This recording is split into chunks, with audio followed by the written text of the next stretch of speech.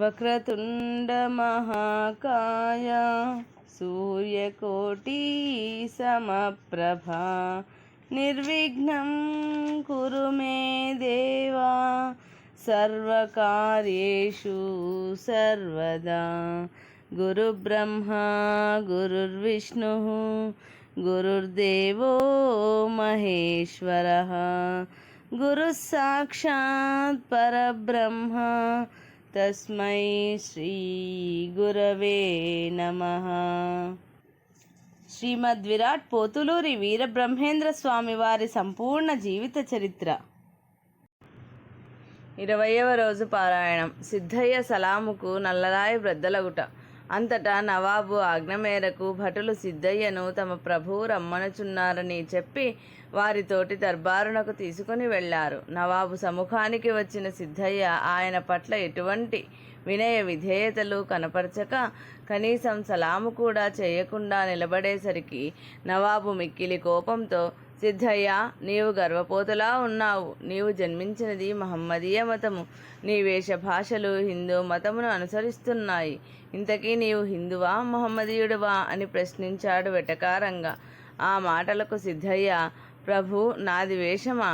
కాదు. ఏది వేషమో చెబుతాను వినండి. 184 జీవరాశులు జన్మలెత్తుట వేషము. ప్రతి జన్మాంతర జన్మమునకు అనేక వేషములను జీవుడు ధరించుట వేషము. అలాంటి వేషధారి తాను అప్పుడు ధరించిన వేషమే స్థిరమని భావించి భార్య పుత్రులపై గల వ్యామోహంతో జీవితమనే నర్తనశాలయందు కామ క్రోధ లోభ మద మాత్సర్యాది రాజభోగములను అనుభవిస్తూ భార్య పుత్ర మిత్ర సహోదర జననీ జనకాదులకు సహనటులతో అభినయిస్తున్నారు. మాతృగర్భము నుండి వెలువడిన జీవుడు తాను దాల్చిన తనువుతో అనేక వేషములను వేయుచున్నాడు. అవి అన్నీ నిజమైన వేషములు కావు, తాత్కాలిక వేషములు మాత్రమే. చావు పుట్టుకల మధ్య అనుసంధానంగా ఉన్నదే నిజమైన వేషము అని సిద్ధయ్య పలికిన మాటలు విన్న నవాబు అతడి గొప్పతనాన్ని గుర్తించిన వాడై, సిద్ధయ్య, ఇంత తాత్విక జ్ఞాన సంపన్నుడవైన నీవు, సాత్విక గుణ విఘ్నుడవైన నీవు సభామధ్యమున మా ముందు ఇలా గర్వంతో ప్రవర్తించుట మత సాంప్రదాయమేనా? ప్రభువులము పెద్దలము అయిన మా ఎదుట నీకీ పెంకితనం తగునా? ఎందరో ఫకీరులను యోగులను మేము చూశాము, కానీ నీ వంటి అసభ్యవర్తనుని మేము ఎప్పుడూ ఎక్కడా చూడలేదు. నీవెవరు? నీది ఏ ఊరు? నీ వృత్తాంతమేమి? సవివరంగా తెలుపుమని కడప నవాబు సిద్ధయ్యను అడిగాడు. దానికి సిద్ధయ్య జవాబిస్తూ, ప్రభు, నాలో ఉన్న పెంకితనాన్ని నేను ఏనాడో మా గురువరేణ్యులకు శ్రీ వీరబ్రహ్మేంద్ర స్వామి దివ్య చరణారవిందాలకు కానుకగా సమర్పించాను. నన్ను సిద్ధయ్య అంటారు.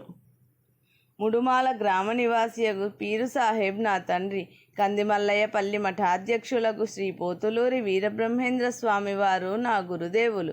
స్వామివారు నన్ను మతమార్పిడి చేయించారని, ఆ నేరమును చేసిన స్వామివారిని విచారించడానికి వారిని మీ సముఖమునకు రమ్మనమని మీరు పంపిన శ్రీముఖమునకు జవాబుగా నేనే మీ సముఖానికి వచ్చాను. ప్రభు, మతములు ఎన్ని ఉన్నను సర్వమతముల సారము ఒక్కటే. రూపనామములు ఎన్ని ఉన్నను సర్వేశ్వరుడు ఒక్కడే. ఇదే సత్యము. తద్విరుద్ధముగా నీ మతము నా మతము అనేది మానవుల మధ్య గల భావ వ్యత్యాసమే గాని నిర్మల మనస్కులకు, ధర్మకర్త కర్తవ్యపరాయణులకు, మోక్షగాములకు వ్యత్యాసం అనేది లేనే లేదు.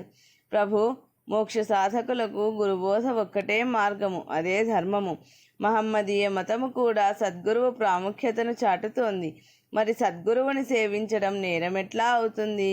కర్మ సాధనతో బ్రహ్మైక్యము పొందగలిగే తరుణోపాయాన్ని చూపించే హిందూ మతాన్ని, ఆ మత ధర్మాల ద్వారా నన్ను ఉద్ధరించగల సద్గురువుని నాకై నేను ఆశ్రయించానే కానీ ఆయన బలవంతంగా నా చేత మతమార్పిడి చేయించలేదు. అంతేకాదు, నన్ను సన్మార్గంలో పెట్టిన నా గురువు గురించి తప్ప నాకు ఇతర ఆలోచనలేమీ లేవు. అట్టి నన్ను గర్వాంధుడనని, అహంకారినని భ్రమించి మీరు ఆవేదన చెందుతున్నారే తప్ప ఇందులో విపరీతము ఏదీ లేదు అని తెలియజేశాడు సిద్ధయ్య. ఆ మాటలకు నవాబు హుంకరిస్తూ, ఏమీ, నీవు నీ గురుదేవుడు మాత్రమే అధికులని గర్విస్తున్నారా? నిజంగా మీరు అధిక్యులే అయితే ఈ ప్రాంతముని ఏలే నవాబులమైన మాకు సలాము చేయవలెనన్న కనీస సంస్కారం కలిగి ఉండేవారు. అట్టి జ్ఞానము లేని నీవు బ్రహ్మజ్ఞానాన్ని ఎలా పొందగలవు అని రెట్టించాడు. ఆ మాటలకు సిద్ధయ్య మందహాసం చేసి, ప్రభూ, మీ ఆగ్రహమందలి ఆంతర్యము ఇప్పుడు నాకు అర్థమైంది.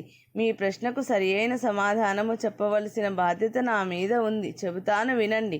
నిజమైన శిష్యుడు తన గురువును దేవతా స్వరూపుడుగా భావిస్తాడు. నేను అవతారమూర్తి అయిన నా గురుదేవునికి తప్ప ఇతరులకు సలాములు చేయను. నా సలాములను భరించగల శక్తి శ్రీ వీరబ్రహ్మేంద్ర స్వామి వారికి మాత్రమే ఉన్నది. వారు తప్ప వేరెవరూ నా సలాములను భరించలేరు, భరించి బ్రతికి బట్టకట్టలేరు అని చెప్పాడు నెమ్మదిగా. నవాబు మండిపడుతూ, సిద్ధా, నువ్వేం మాట్లాడుతున్నావో నీకు తెలుస్తోందా? నీ సలాములను నీ గురువు తప్ప మరెవరూ భరించలేరా? భరించి బ్రతకలేరా?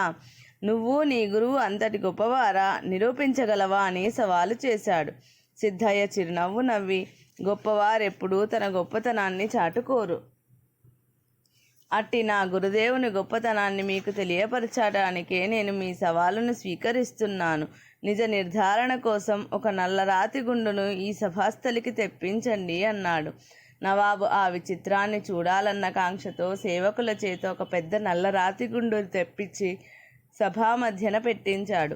సిద్ధయ్య ఆ రాతిగుండు ముందుకు వెళ్ళి తన మనస్సులో శ్రీ వీరబ్రహ్మేంద్ర స్వామిని స్మరించుకుని తన ఎడమ చెయ్యెత్తి ఆ నల్లరాతి గుండుకు సలాం చేశాడు. మరుక్షణమే ఆ నల్లరాతి గుండు పటేల్మని చప్పుడు చేస్తూ తునాతునకలైపోయింది. ఆ దృశ్యాన్ని గాంచి కడప నవాబు అప్రతిభుడయ్యాడు. సభాసదులు విభ్రాంతులయ్యారు. అప్పుడు సిద్ధయ్య మందహాసం చేస్తూ నవాబు వైపు చూసి, ప్రభు, చూశారా? నా గురువరేణ్యుల మహిమాన్విత శక్తిని చూశారా? ఈ శక్తిని నాకు ప్రసాదించిన వారు నా గురుదేవులే.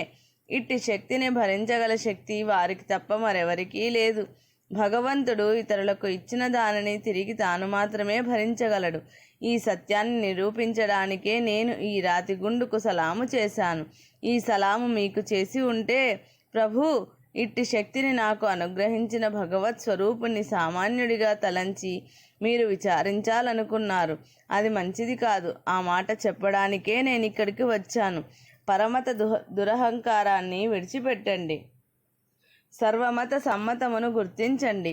వేదాంగ విద్యా సారస్వతములకు నిలయమైన హిందూ మతము పట్ల మా సద్గురువులు శ్రీ వీరబ్రహ్మేంద్ర స్వాముల వారి పట్ల ద్వేష, హీన, తిరస్కార భావములను ఇకనైనా విసర్జించండి. మా గురుదేవుని అమోఘ మహిమాన్విత శక్తిని వర్ణించడం 1000 శిరస్సులున్న ఆ ఆదిశేషునికైనా తరం కాదు.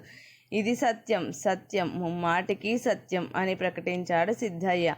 ఆ మాటలు పూర్తి కాగానే సభాసదులెల్లరూ పెద్ద పెట్టున కరతాళ ధ్వనులు చేశారు. కడప నవాబు గద్దె దిగి వచ్చి చేతులు జోడించి, సిద్ధేశ్వరా, నన్ను క్షమించు. నిన్ను నీ గురుదేవులైన శ్రీ వీరబ్రహ్మేంద్ర స్వాముల వారిని సామాన్యులైన సన్యాసులుగా భావించిన నా అజ్ఞానాన్ని, బుద్ధిహీనతను మన్నించు అని ప్రార్థించాడు. సిద్ధయ్య ప్రసన్నుడై, నవాబు సాహెబ్, దూషణ, భూషణ, తిరస్కారాలు అశాశ్వతమైన ఈ శరీరానికే కానీ అంతరంగంలో ఉన్న ఆత్మకు వర్తించవు. భగవంతుడు కొలువై ఉన్న చిత్తమును ఇవేవీ బాధించవు.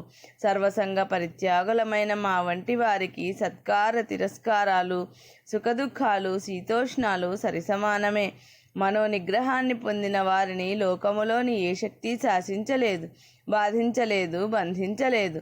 నేను కూడా మీ వంటి పామరుడినే కాబట్టి ఇంతసేపు ఈ విధంగా మీతో వాదించాను. నాలో ఏదైనా గొప్పదనం మీకు కనిపించి ఉంటే అది మా గురుదేవులు శ్రీ వీరబ్రహ్మేంద్ర స్వాముల వారి దివ్యానుగ్రహ ప్రభావమే తప్ప నా గొప్పతనం కాదు అని తెలిపాడు. ఆ సమాధానానికి అమితానంద భరితుడైన నవాబు సిద్ధయ్యను తన అంతఃపురమునకు తీసుకుని పోయి సత్కరించి, స్వామి, నన్ను కరుణించి నాకు పరిపూర్ణ జ్ఞానబోధ చేసి ముక్తి మార్గమును అనుగ్రహించమని ప్రార్థించాడు. అంతటా సిద్ధయ్య మందహాసం చేసి, ప్రభు, ముక్తి మార్గమును ప్రసాదించే బ్రహ్మజ్ఞానమును నా గురువు బ్రహ్మేంద్ర స్వాముల వారు మాత్రమే అనుగ్రహించగలరు. నా వంటి అల్పునకు అది అసాధ్యం అని చెప్పాడు. నవాబు చేతులు జోడించి, అయితే నేను మీతో పాటు వీరబ్రహ్మేంద్ర స్వాముల వారి వద్దకు వచ్చి జ్ఞానభిక్ష ప్రసాదించమని వారిని అర్థిస్తాను.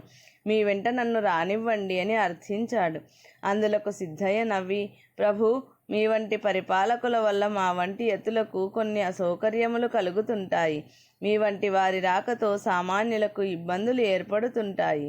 కనుక మీరు ఇక్కడే ఉండండి. నేనే అతి త్వరలో మా గురుదేవుణ్ణి ఇచ్చటికే తీసుకొని వచ్చి మీ ఆకాంక్షను ఈడేర్చుతాను అని వాగ్దానం చేసి ఆ మరునాడే సిద్ధయ్య కందిమల్లయ్య పల్లెకు తిరుగు ప్రయాణమైనాడు. ఇది పోతులూరి వీరబ్రహ్మేంద్ర స్వామి జీవిత చరిత్ర 6వ అధ్యాయం సంపూర్ణం. ఇది 20వ రోజు పారాయణం సంపూర్ణం.